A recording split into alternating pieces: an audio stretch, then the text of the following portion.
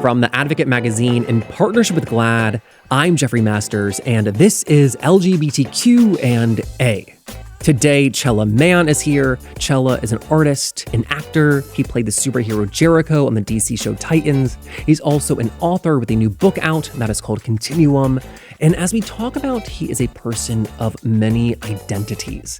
Chella is deaf, trans, genderqueer, pansexual, Chinese, Jewish, the list goes on. And also, Chella is young. He's just at the beginning of his 20s. And I find that he embodies this new and deeply rational and self-assured way of thinking about gender and sexuality. One that sometimes feels shocking to someone like me, who is maybe a community elder at this point. I don't know. I'm gonna call the Medicare office, but while I do that, please enjoy this interview with Chella Man.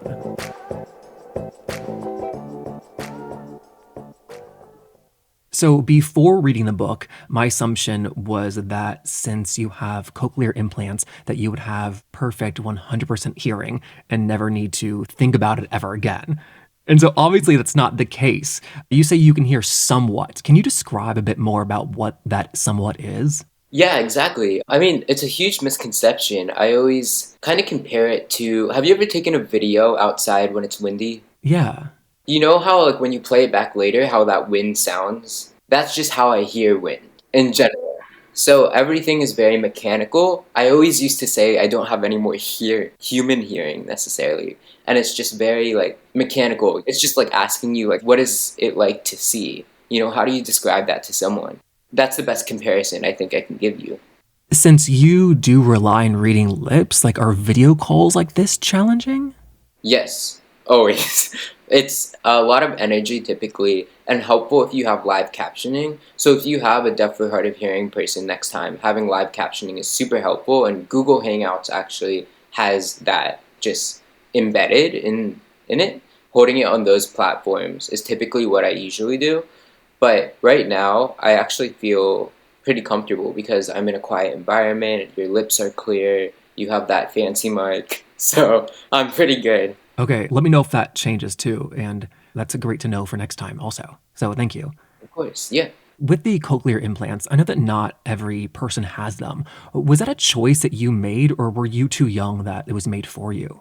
That's a great question. A lot of kids don't get the choice, but my parents intentionally did a lot of research about the controversy within the deaf community about cochlear implants, and they wanted me to have the decision myself. So for a long time growing up, I think they asked me like once every single year at least, like, how do you feel about getting cochlear implants now?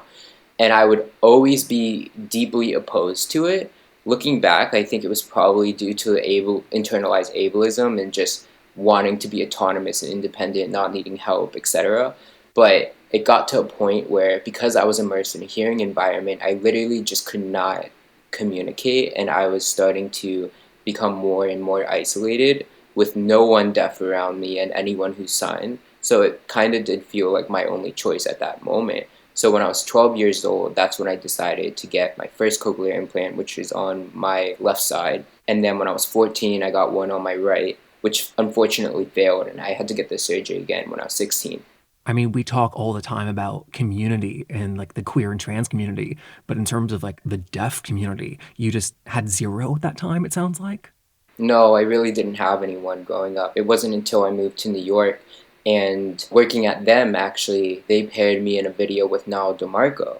And that was really the first time that I got to have a connection, a deep connection with a deaf person, because in my book, I actually mentioned I go to deaf sleepaway camps and I try to go out of my way to meet deaf people, but there just was never that connection. And even if we both wanted there to be, there was a language barrier because I wasn't taught American Sign Language growing up. So what were those things that you had to figure out on your own? Was it like how to advocate for yourself and how to like do those sorts of things? All of the above, definitely. I mean, I didn't really have people to teach me that. So it was a lot of trial and error and patience and perseverance. Up until, now I have a lot of different ways to cope and navigate the world as a deaf person, but unfortunately, my parents weren't able to give me those tools or anyone else around me. But there are a lot of deaf people who are even like generationally deaf and are taught that immediately and just like know how to navigate the world, which I think is incredible. Talking to Niall, who is I believe he's fourth generation deaf. It's just an entirely different experience, you know. There's just a whole continuum, of course, of being deaf. And because of the cochlear implants, in a way, it makes your disability visible. Is that helpful so people know, or does that also create issues? I don't think people really understand what they're looking at, to be honest. I have a lot of people come up and ask me about like where I got that Bluetooth earphone, or sometimes like just compliment me on this like jewelry. I do have jewelry that I designed actually to go with my implant, but it's not my implant. So a lot of times, you know, if people do notice it, they don't know what it is. And then most of the time, honestly, people don't because it tends to blend into my hair color. I often feel like even if I am wearing my cochlear implants, my disability is still invisible. The main times I feel like it isn't is when I'm signing. And that's very clear that I'm deaf because that is the stereotype that people often associate with being deaf. Right.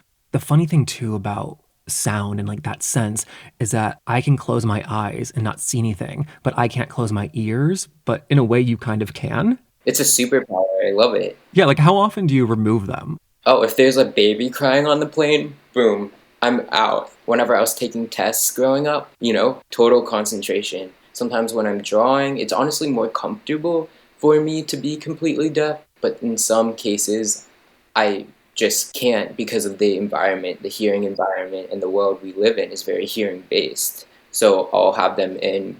But there is obviously ways to navigate the world without ever even hearing a single bit of sound. But for me personally, as much as I can, honestly, I take them off. It feels more natural to me. So, in terms of gender, at what point growing up did you start to feel like, these she, her pronouns are not quite the right fit for me? For as long as I can remember, I apparently would tell my mom as soon as I could speak that I wanted to be a boy and I wanted her to call me he. So, even before you like consciously had the language, you actually did have the language. Yeah, because I don't think it's actually about the language. I think it's about the feeling. It's about who you are inside. And language is something that allows you to articulate what you're feeling inside, but you always already have that, who you are inside. Language comes after.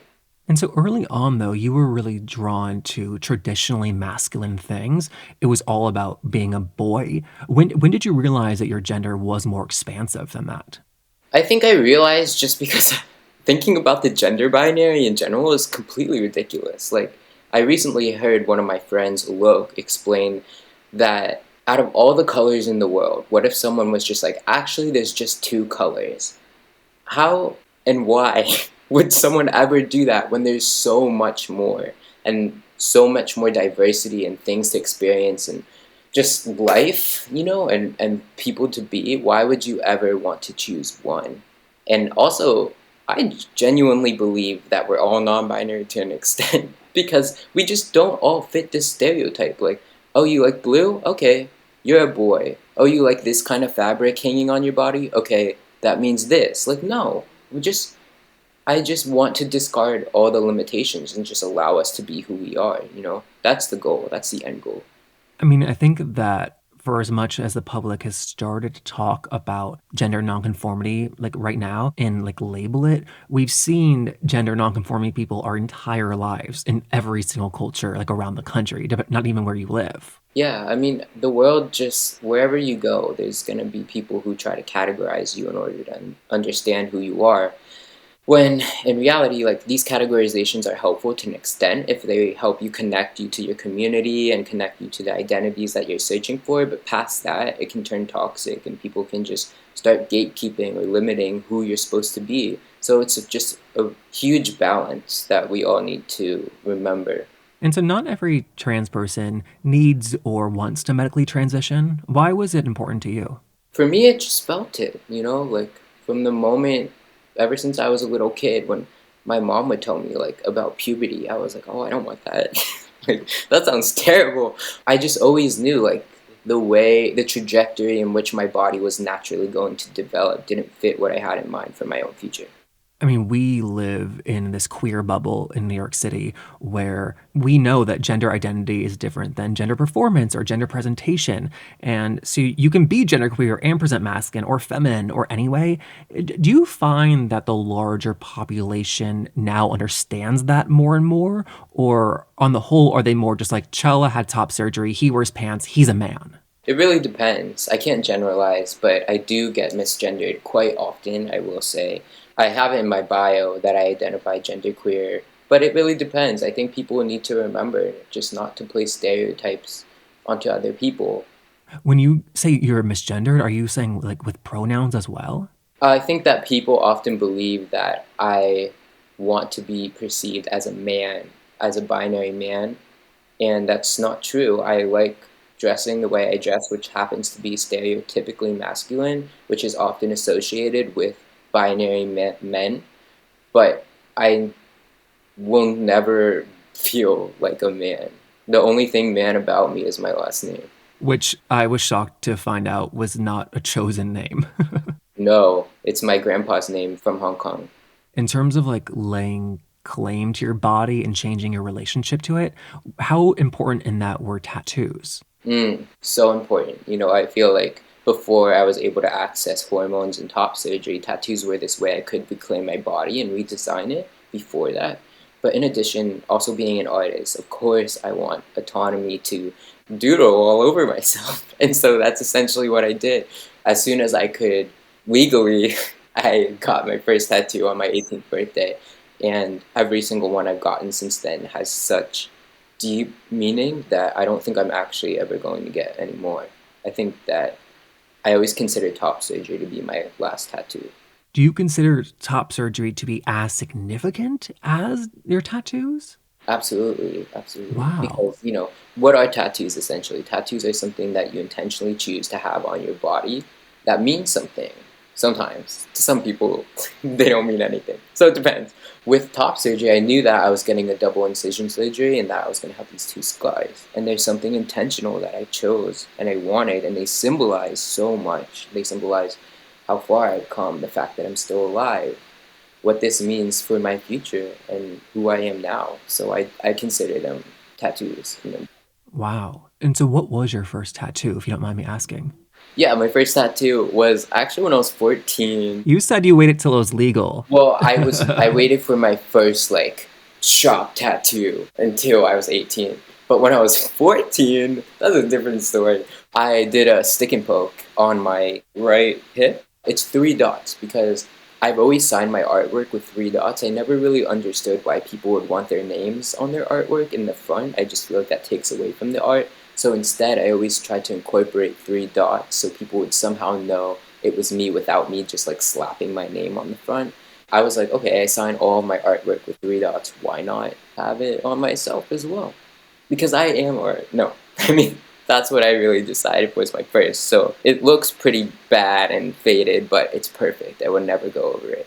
I thought it was really interesting too that you wrote that my disability was interpreted as a medical issue, producing conversations and resources.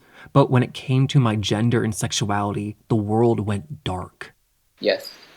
And was that from like the very beginning of you like opening up and sharing about your gender and sexuality? No, I mean, it was way before that. It was when I didn't have any words to be able to even open up and share about it. It was when I felt lost and I just did not know who I was supposed to be because there was no one around me that looked like my future. I mean, to that, you tell a really funny story about looking up terms on the internet and like finding out like, oh, there's this thing called gender fluid or genderqueer. There's this thing called pansexual. And for me, I mean, I'm in my early 30s. I'm not that much older, but growing up, the internet was so different that in order to look something up, I would have had to go to a library and probably ask a librarian, hey, do you have books on this thing called gay? And that just is too scary. Yeah, My generation walked around wondering, am I the only person who's ever felt like this in the history of the world? yeah, that's definitely a different era. I've always been so grateful for the internet for a multitude of reasons. We could be here like all day. I mean, it's also very trendy to hate on labels, and I get why, but you say that finding these labels let you know that you weren't alone and that more importantly, you had a massive community behind you. Exactly. Yeah, finding these labels when I was 16 in my central Pennsylvania bedroom in the middle of like white suburbia changed my life. Seeing people talk about this online when there was no one tangible around me, it was such a gift. Correct me if I'm wrong, but after you found these labels, you then like talked to your parents the very next day, right? Yeah. No, yeah, I did immediately. I couldn't I realized now that I had the words, there was no waiting. There was no point in waiting any longer. I just like couldn't even hold it in. Even if I was gonna try, I just felt like it was gonna explode. So was that because you also knew that your parents would more than likely have a positive response?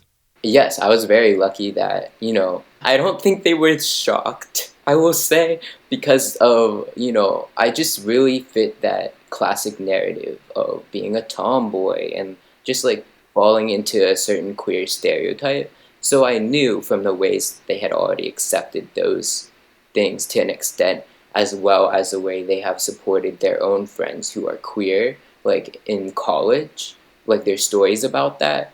I knew I would be okay.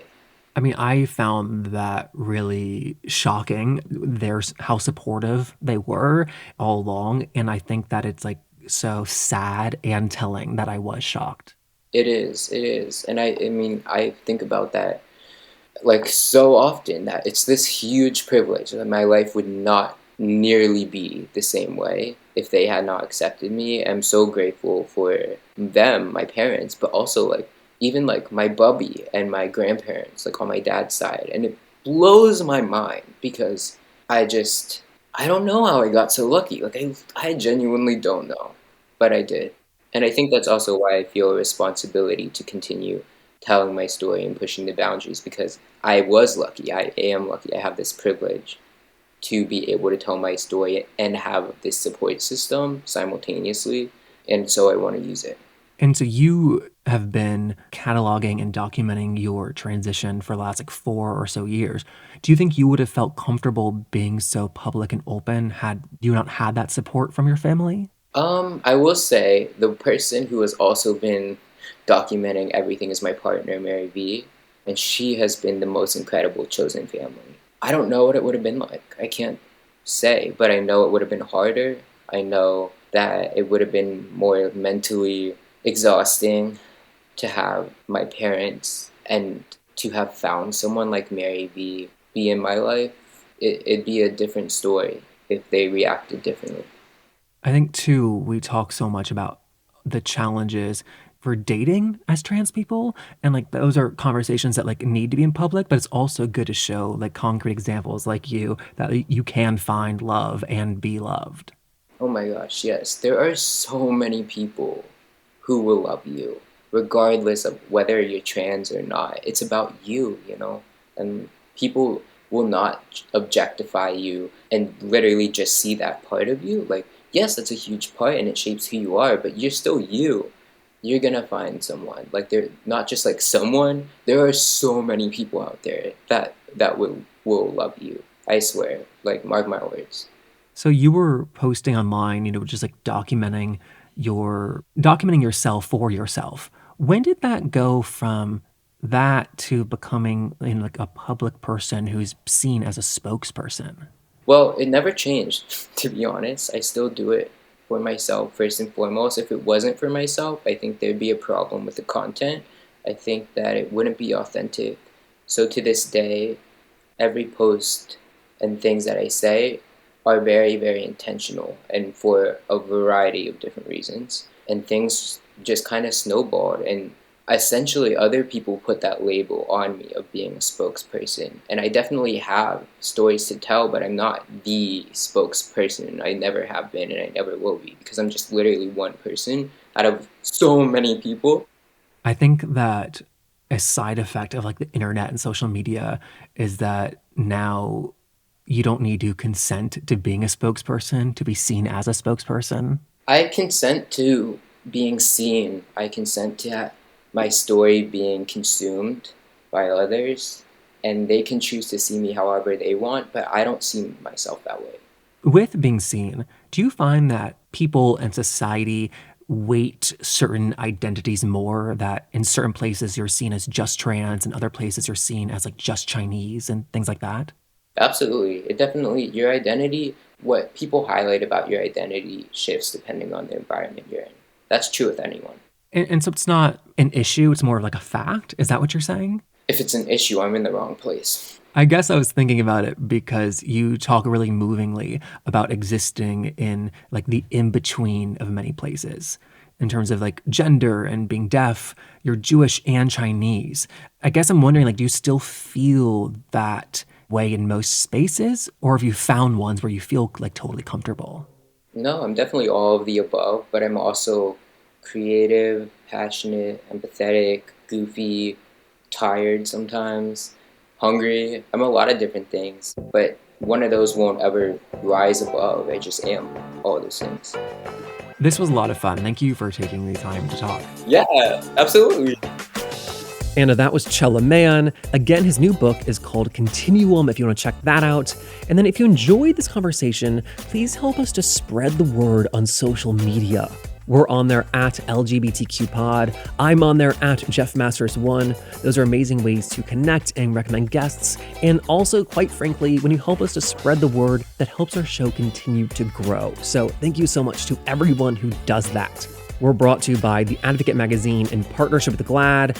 I'm Jeffrey Masters, and I will see you next week with the incredible drag queen Eureka O'Hara, who is currently competing on RuPaul's Drag Race All-Stars Season 6. So next Tuesday, I will see you there. Bye.